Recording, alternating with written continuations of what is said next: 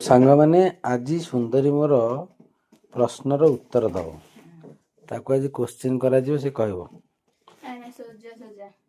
ହଁ ହଉ କହିଲ। ଟିକି ଚଢ଼େଇ ଟିକିଏ ପାଣିରେ ବୁଡ଼ି ମରେଇ। ଟିକି ଚଢ଼େଇ ଟିକିଏ ପାଣିରେ ବୁଡ଼ି ମରେଇ।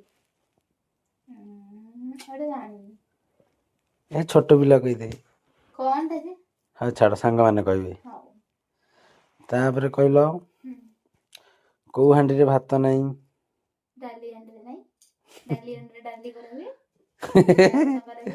ଏଇଟା ବି କହିପାରିଲନି, ଏଇଟା ବି ଛୋଟ ପିଲା କହିଦବ। କଣ ଏଇଟା ଛୋଟ ପିଲା କହିଦବ? ଆଉ ସବୁ ହାଣ୍ଡିରେ କଣ ଭାତ କରାଯାଏ କି? ଡାଲି ତରକାରୀ ଆଉ କ୍ଷୀରି ସବୁ କରାଯାଏ। ଭାତ ହାଣ୍ଡିରେ ଭାତ ରୁହେ, ଆଉ ଏଇ ହାଣ୍ଡିରେ ସବୁ ଭାତ ରୁହେନି।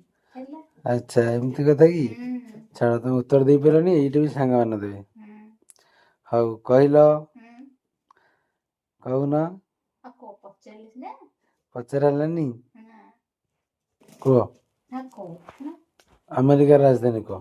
ନା, ମୁଁ ପରା ଆମେରିକାର ରାଜଧାନୀ କହିବିନି। କାହିଁକି? ମୁଁ କାହିଁ କହିବି? ଆମେରିକାର ରାଜଧାନୀ ମୁଁ ଆମ ଭାରତର ରାଜଧାନୀ କହିବି ନା। ଆଉ ଆମେରିକାର ରାଜଧାନୀ ମୁଁ କାହିଁ ମନେ ରଖିବି? ସେଟା ଆମେରିକା ଲୋକ ମନେ ରଖିବେ। ଆଉ ମୁଁ କାହିଁ ମନେ ରଖିବି?